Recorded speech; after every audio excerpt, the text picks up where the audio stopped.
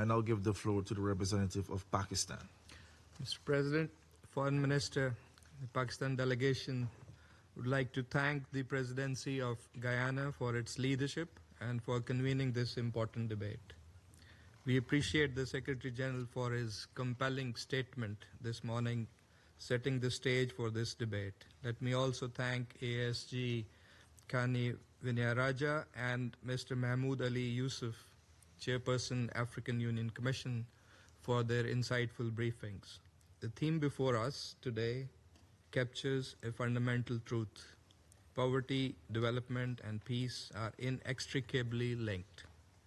The eradication of poverty remains one of the biggest global challenges and a prerequisite for sustainable development. Without development, peace cannot endure. And without peace, development cannot take root. And we must not forget the crucial third pillar, human rights. As former UN Secretary General Kofi Annan aptly said, we will not enjoy development without security. We will not enjoy security without development, and neither without respect for human rights.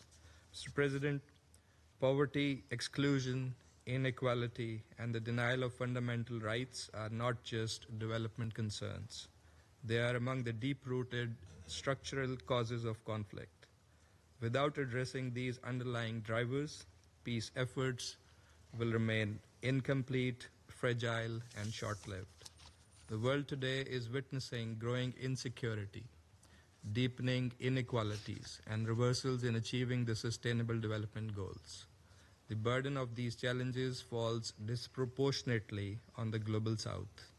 Rising debt, climate stress, hunger, and deprivation continue to fuel instability in many parts of the world. The Security Council has long acknowledged the peace-development nexus. It must continue to ensure that this understanding is integrated more fully into its work, and we need to operationalize this principle in practice. I would like to offer 4 points in this regard. First, the Council must address structural injustices that perpetuate conflict, including unresolved and long-running situations of foreign occupation, systemic discrimination, and the denial of right to self-determination. A principled and consistent application of international law, the UN Charter, and relevant Security Council resolutions is essential to peace, justice, and stability. Second, sustaining peace requires more than military responses. It demands a comprehensive, system-wide approach throughout the peace continuum.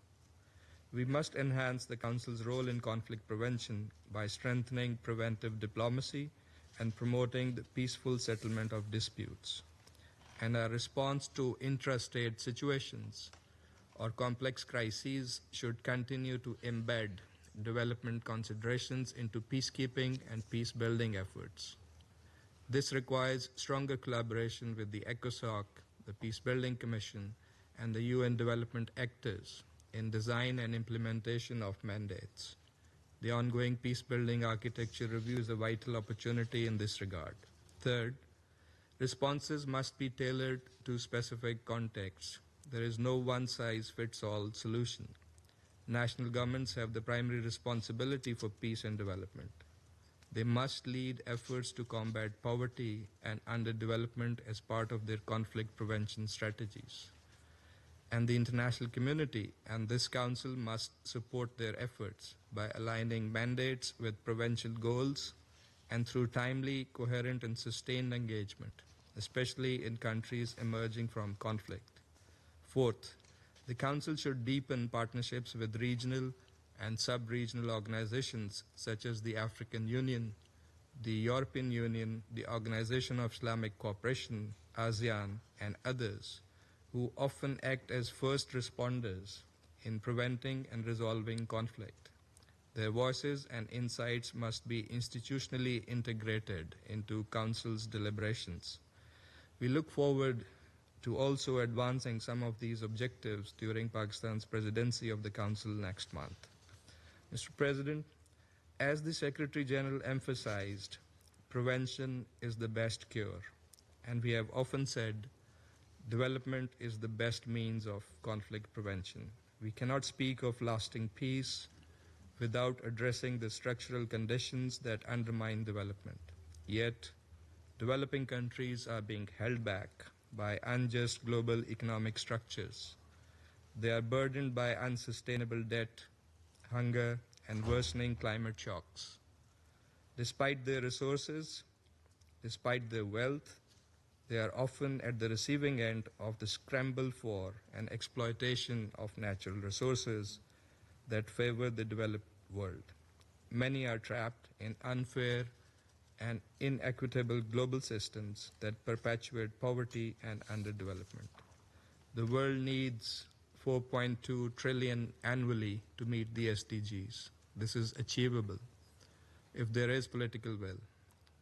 The steps would include additional issuance of and further rechanneling of special drawing rights, recapitalization and strengthening of multilateral development banks, fulfillment of ODA and climate finance commitments, equitable and timely resolution of debt crisis, fair, development-oriented trade policies, and just international taxation systems. The upcoming Financing for Development Conference, FFD4, is a critical moment to take bold, practical actions for a meaningful way forward, to keep the development engine strong and running, as the Secretary General said this morning. Mr. President, as we approach the 80th anniversary of the UN Charter, we must renew our collective commitment to its founding vision, a world built on peace, development, and human dignity.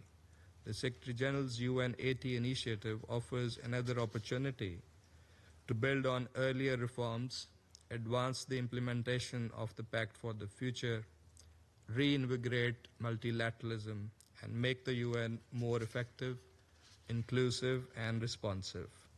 We must not allow poverty to continue sowing the seeds of conflict. Building lasting peace means building societies where every individual has the opportunity to live in dignity, free from want and fear. We must set aside the geopolitical divisions, not only to arrest the downward slide, but also to reverse this trend, to join hands and pool our collective resources for sustainable peace and development. I thank you. I thank the representative of Pakistan for the statement.